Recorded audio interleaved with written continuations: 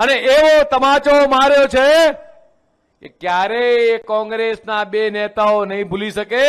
આખા રાજ્યની અંદર જ્ઞાતિવાદ ફેલાવવાનું કામ કરતા આ કોંગ્રેસના બંને નેતાઓને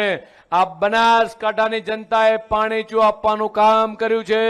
માત્ર જ્ઞાતિવાદ, વર્ગ વિગ્રહ, હું આ સમાજનો નેતા, હું આ સમાજનો નેતા, હું બનાસની બેન, અમે તમારી બેન તમારું સન્માન કરીએ છીએ, તમે અમારી સૌની બેન છો, પણ તમે જે લોકસભાની અંદર જઈ ગુજરાતની તમામ બહેનોનું, બનાસની તમામ બહેનોનું અને દેશની 70 કરોડ મહિલાઓનું તમે જે અપમાન કર્યું છે નારી વંદના અધિનિયમ અંતર્ગત, આ બનાસની બહેનો ક્યારેય નહીં ભૂલે